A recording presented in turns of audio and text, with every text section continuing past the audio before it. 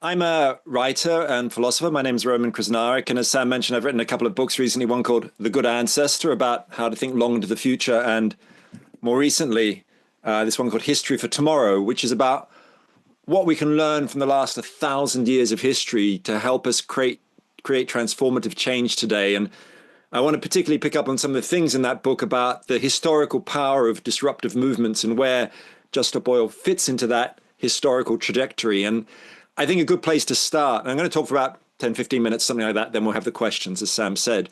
I think the place to start is to recognize that we live in an age of chronic short-termism, the tyranny of the now, where our politicians can't see beyond the next election or the latest opinion poll.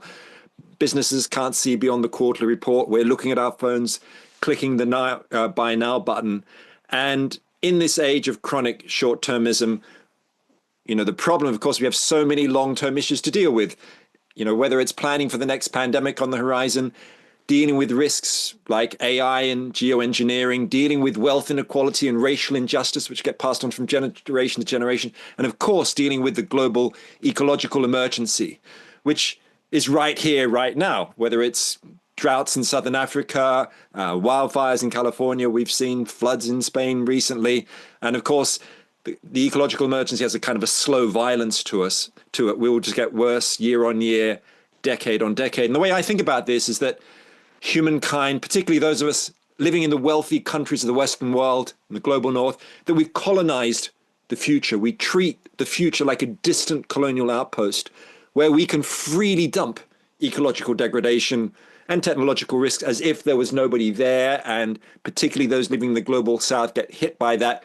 colonization of the future. So I think we need to ask ourselves, how can we be good ancestors for the generations to come? How can we be remembered well for what we did or didn't do at this critical historical juncture when we did have the chance to make a difference?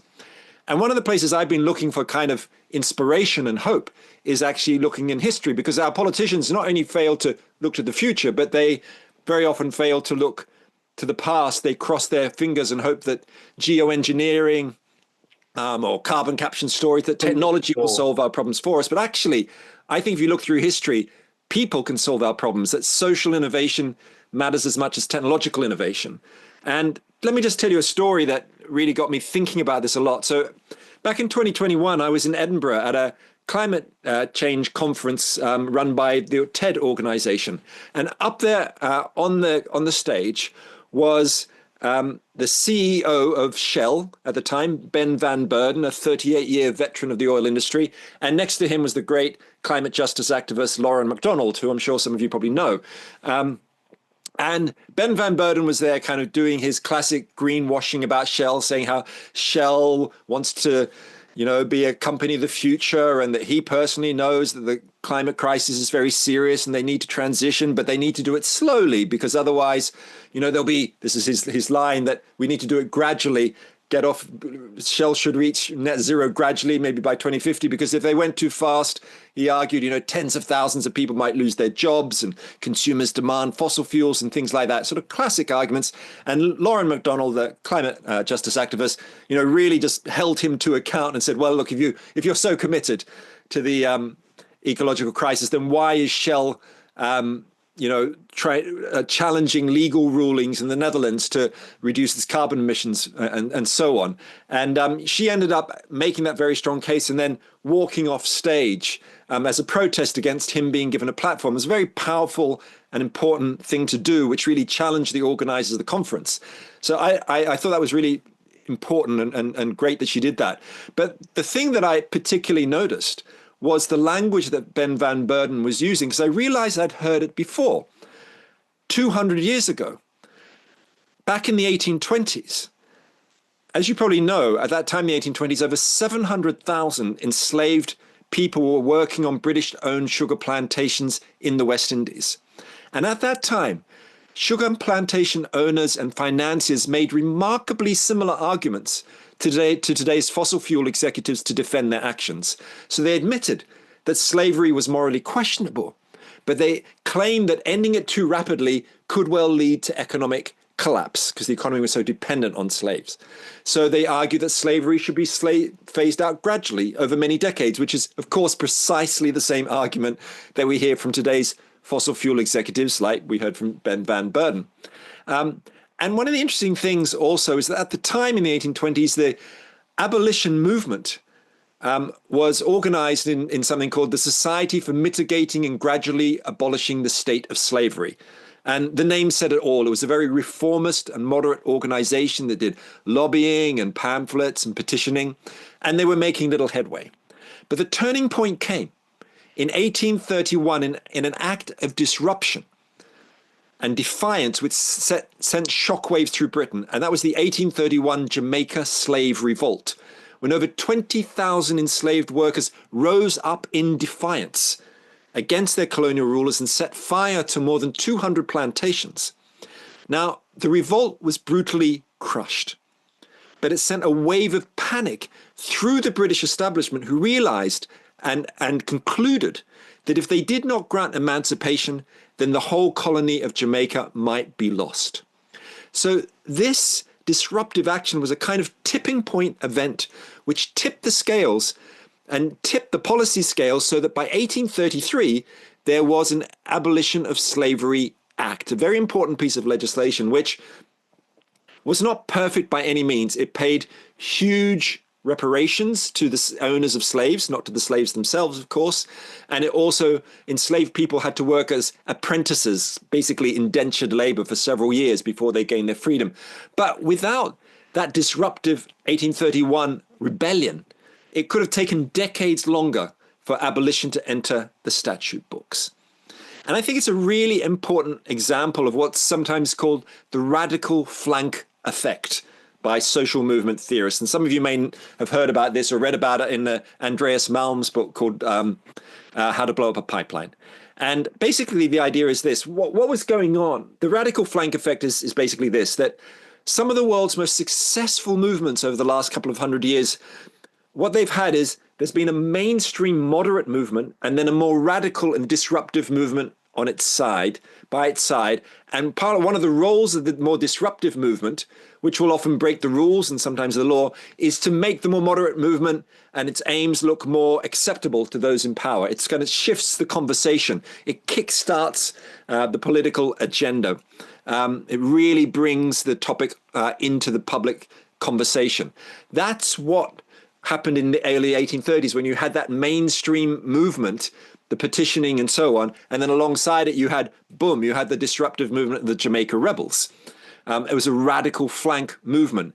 And again, as I said, through history, there's been many of these. So the suffragettes, another classic. You had the mainstream movement, and then there was a more disruptive movement which split off, the Women's Social and Political Union, which, of course, as you know, became, notorious for, chaining themselves to fences, going on hunger strikes, breaking windows, and so on. But they accelerated the shift towards votes for women. The US civil rights movement in the 1960s was the same, right? You had the mainstream movement around Martin Luther King Jr., and then you had the more radical flank wing around Malcolm X, the Nation of Islam, the Black Panthers, and so on, who played that radical flank role. And of course, this is why organizations like Just Stop Oil or Ende Gelände in Germany, and many of your other colleagues around the world, are so important, because they're part of these long historical traditions where disruptive movements, particularly radical flank movements, have had a really important impact in struggles for social justice and today ecological justice. Of course, the tragedy is that you can go up to my kids' school up the street and see a celebratory painting on the wall of Emmeline Pankhurst being arrested. We celebrate those radical flankers from the past. But of course, today you've got your friends and colleagues in prison for doing basically the same thing. And I think it's really important also to recognize that the radical flank idea in disruptive movements is part of a larger way of thinking about how societies change. I'm going to just show you a model, a kind of conceptual model of how I see transformative changes happening in society, what I've learned from looking through history. I happen to have the model right here. Here is my model of change. I'm going to go back a bit, see if you can see that. It's a triangular model. I'm going to shout for a little bit. It's called the disruption nexus. And it's got three elements to it: crisis, movements, and ideas. Okay, and let me just explain something about this before we go into have a bit of a Q&A. So the disruption nexus idea is that if you look through history, occasionally you get transformative changes when there's been cataclysmic events like a war, for example. You know, the war, Second World War, enabled or created space for the British government to introduce rationing or things like evacuation. But normally, a crisis by itself isn't enough to create change. Look, we've had melting ice sheets and all the wildfires and so on. That hasn't created the changes that we need. So you need all three elements of the triangle. You need some kind of crisis going on. It could be a financial crash or a melting ice sheet. You need the disruptive movements, and then you need the new ideas or visionary models of change to inspire the movements, and those models become relevant. And those models today, when it comes to the ecological crisis, might be new post-growth economic models like donut economics, for example, or the well-being economy or degrowth and things like that. And if you think about the fall of the Berlin Wall, you had all three elements in 1989. You had a crisis in the East German government, in the leadership, because they were all arguing about how to deal with Mikhail Gorbachev's reforms. You had ideas, often quite traditional, old ideas around democratic freedoms and freedom of movement and things like that. And then you had the disruptive movements, the great uprisings on the streets of Leipzig in October 1989, and then in Berlin, November 1989. And if you go back to something like the Occupy movement, you know, and the 2008 financial crash, you had the crisis around the crash itself, and then you had the movements around Occupy. But I think what was missing then were the visionary kind of ideas or new models that could replace the old system. And what ended up happening, as you know, was a bailing out of the banks, and no banker being put in jail or anything like that. So I think all those elements are really fundamental. And I think what I see Josta Boyle doing is playing a really important role as a disruptive actor in the movement part, but also helping to, you know, spread some of the ideas that matter, you know, the policy proposals, the idea that Britain should be fossil fuel free by 2030, you know, creating a different framework for thinking and for action. So just to finish, let me just stand back and kind of think like, look, I like making a distinction between optimism and hope. I'm not an optimistic person, right, about the fate of our civilization. You know, I think of optimism as a kind of glass half full, everything will be all right, you know, despite the evidence attitude. Everything's not going to be all right. You know, we are heading towards ecological and technological self-termination. That's how I see it when I look at the science on what's happening to carbon emissions, biodiversity loss, ocean acidification, all these things. It's very clear. But I do have hope.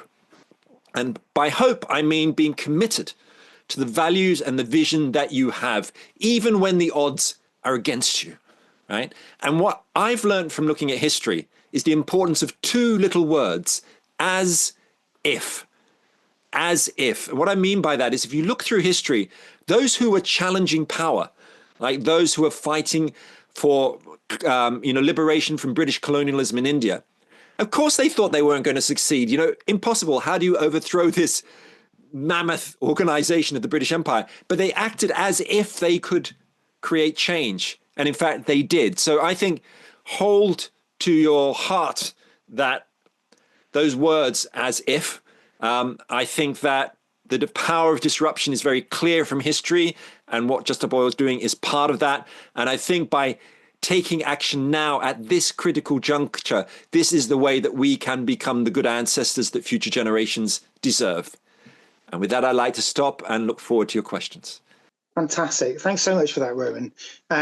Yeah, I'm gonna. There's a few questions here, and we would welcome more from the audience if yeah. But I think maybe the conversation might throw up a few more.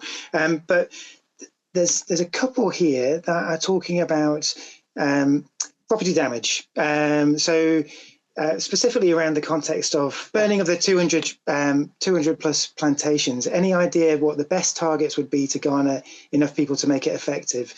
And then another question here is, do we think we should be doing property damage like the slave uprising? So I'm going to hand that over to you, Roman. Yeah, so I think it's really important here to make a distinction between acts which, violence against property and violence against people, right? And, certainly my view here is I'm not someone who's in favor of violence against people, but I'm basically okay with violence or damage to property because historically, this has been a very effective mode of change, right? Like the burning of the plantations or the breaking of windows and so on. So I think there's a very strong historical reason for thinking that, property shouldn't be seen as something sacred. It's different from, there's a big difference between, you know, potential damage to somebody's life, injuring somebody and pouring paint on the steps of a investment bank or throwing, orange powder on a painting which has glass over it. So I think there's a good strong grounds for using property as an effective target. Now, in terms of what are the best targets in terms of property, that's probably something better for you to think about rather than for me to think about. I think these are really complex issues. I mean, I've always thought, I remember, some of the targets seem, very powerful to me, artwork, sports events, and so on. I remember when there was the Stonehenge was targeted, and I remember my daughter saying, "Hey, wait a second." When my daughter's a sort of a natural sort of supporter of disruptive action and direct action, and she thought, "Well, wait a second," For her, Stonehenge was just going a little bit too far because that was a symbol of connection with the earth, right? And though I can see that there were good reasons for it and no damage done, I thought it was kind of interesting that for my daughter and her friends, that didn't seem the right kind of target. So of course, again, you've been all thinking about this a lot more than me, but I think that there's, one just has to sort of think about who you're trying to affect here. And of course, in the Jamaica slave uprising, that the targeting there was something that really hurt those in power, right? In that case, sugar plantations. And I think that's, something worth remembering. And fantastic. Thanks a lot for that, Roman. And yeah, I might pick up on it later because I think there's a really interesting thing about targeting there. But there's another question I'd like to pick up on. And it's about the nexus that you showed there.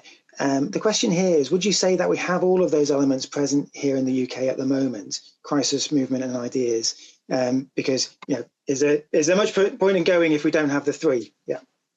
Yeah, I do think we have them, but I think I'm just trying to make a historical point here. One of the important things that movements do is they amplify the sense of crisis. So we know people on this call are the kind of people who get the fact that there is an ecological emergency, a climate and nature emergency. But of course, most people walking down the street don't feel that in the way that they live their lives or have to make their decisions. They might feel their pocket being hit by rising food and energy prices, right? But maybe they don't feel that sort of sense of existential threat. And of course, the importance of movements is to do exactly that, to amplify the crisis. So I do think we have those elements, but they can always be, you can act more or less effectively, right? Clearly, more people could be supporting both the moderate climate movement and the more radical flank of it. Much more could be done around that. There could be more effective media work. The ideas around the kind of alternatives to our growth obsessed economic model also need pushing forward too. You mentioned earlier Rachel Reeves, and the Heathrow thing and what she's been saying at Davos about basically economic growth takes precedence over caring for our children's planet that they're going to live on, is basically what she said. I find that really shocking. But the fact that in fact there was a kind of a bit of kickback against that in the press, not all of the press, is a sign that we're moving towards a different kind of conversation. I think the thing about going back to that nexus model that's really important to remember is that, again, historically, when there've been crises can go in multiple directions. So after the Wall Street crash and the economic depression in the 1930s, that took some countries towards social democracy, like in Scandinavia, but it took other countries towards accelerated their move towards fascism, Italy and Germany and so on. So, the far right can take advantage of a crisis moment. And we see that happening right across Europe right now, with the rise of far right populism. And it is coming here fast. It's already here in so many ways. We can't quite see it yet because of the nature of the electoral system. But yeah, I think we do have that crisis. I mean, I used to dream in a kind of a nightmarish way that if only we had, I remember this like 15 years ago, thinking if only we had enough hurricanes and floods and so on in the world's major cities, that would just be enough to wake governments up. Well, actually, I've changed my mind. What I've learned is that is not enough, and it probably will not be enough. And that's why the disruptive movements matter so much, because governments by themselves will not respond to the crisis. There's too many reasons for them not to take action because of the lobbying of the fossil fuel industry and other kinds of political inertia. So that's why there's a sort of responsibility here to kind of change the rules of the game. Yes, absolutely. I think in terms of what our governments are doing, there's an interesting question here. What would you say that climate activists need to learn from their government's active support of the genocide in Gaza, and how might that inform our campaigns? It's quite a big question. But that is a big question. How do I think about that?